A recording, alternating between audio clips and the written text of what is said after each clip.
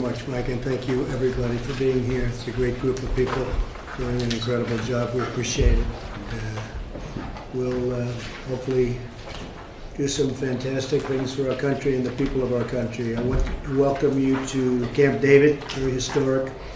Melania and I are thrilled to host Cabinet at this incredible site, this incredible location. And today's full Cabinet meeting will focus on crucial work each of you is doing on behalf of our country. We're also joined, as you just saw, with a wonderful opening prayer by our great Vice President. Mike, thank you.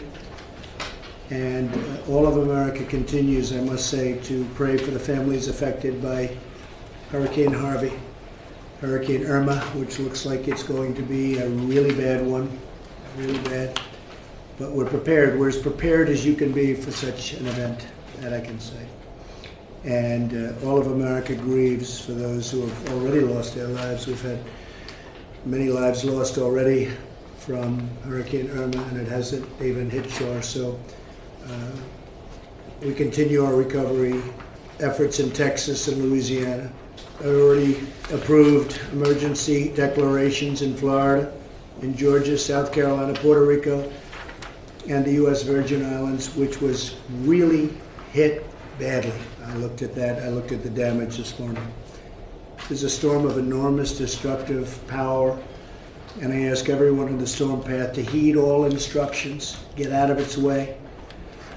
And government officials, I know you're working so hard. You'll never work like this, and I appreciate also your bravery.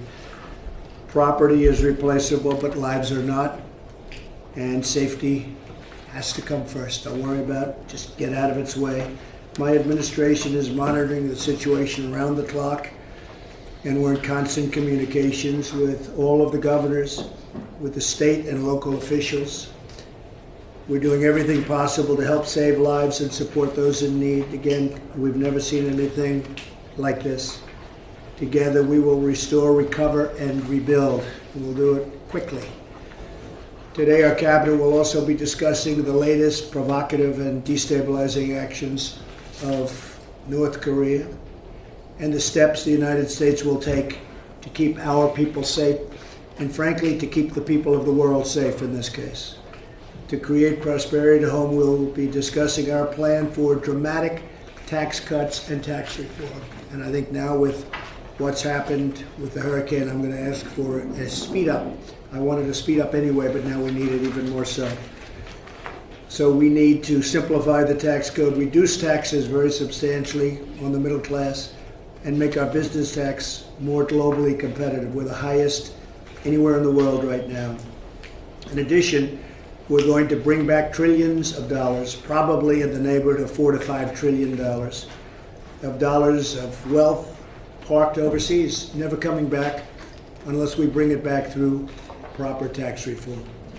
We're also continuing our historic efforts to reduce job-killing regulations. We've set a record on that, and we are far from being finished. We have a lot left to do. We're stuck from a statutory standpoint. We need certain amounts of time between doing what we're doing, but we have done a historic job of knocking out regulations. And we believe in regulations, but they can be far, far less. And you see already what's happening with the economy from what we've done. We've already created 1.2 million private sector jobs and brought unemployment to its lowest level in 16 years.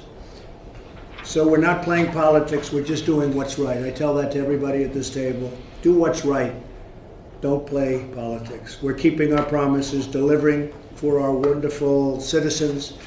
We're unleashing jobs, reducing regulations, unlocking energy, controlling our borders at a record level. Never had anything so successful at the borders. I give General Kelly a lot of that credit. And Elaine, thank you also for doing such a great job as deputy.